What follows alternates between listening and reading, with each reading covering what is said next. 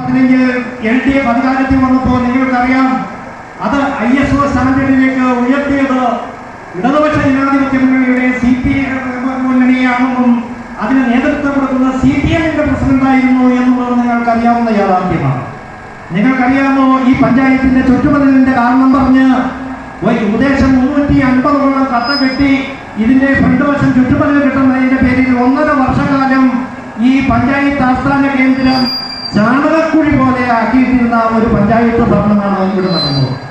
ഇവിടെ നിന്ന് പറഞ്ഞാൽ കൃഷിഭവനിൽ പ്രവേശിക്കണമെങ്കിൽ, മൃഗാശുപത്രിയിൽ പ്രവേശിക്കണമെങ്കിൽ, ആയുർവേദ ആശുപത്രിയിൽ പ്രവേശിക്കണമെങ്കിൽ, തൊഴിലുറപ്പ് ഓഫീസിൽ പ്രവേശിക്കണമെങ്കിൽ, പഞ്ചായത്ത് ഓഫീസിൽ പ്രവേശിക്കണമെങ്കിൽ കല്ലിലോട്ട് ചാടിയാൽ മാത്രമേ ദേഹത്ത് ചെളി പറ്റാതിരിക്കുന്ന ഒരു അവസരം ഉണ്ടായിരുന്നുള്ളൂ.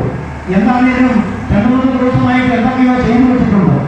ഇത്തരത്തിൽ ISO സ്റ്റാൻഡേർഡാക്കി ഇവിടെ വരുന്ന ആളുകൾക്ക് മാന്യമായ സേവനം നൽകുന്നതിന് വേണ്ടിയിട്ടുള്ള ഇരിപ്പിടങ്ങൾ ഉൾപ്പെടെയുള്ള ചൂടുവെള്ളവും തണുത്ത വെള്ളവും തരുന്നതിന് ആവശ്യമായിട്ടുള്ള സംവിധാനങ്ങൾ ചെയ്ത് ജനങ്ങളെ ബഹുമാനിച്ച ഒരു ഭരണസമിതിയായിരുന്നു ഇടതുപക്ഷ ജനാധിപത്യ മുന്നണിയുടെ ഭരണസമിതി എന്നുള്ളത് യാഥാർത്ഥ്യമായി നിങ്ങൾക്ക് മനസ്സിലാകും.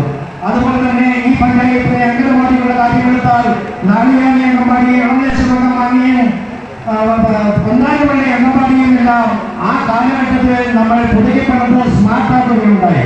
ഇതുപോലെ തന്നെ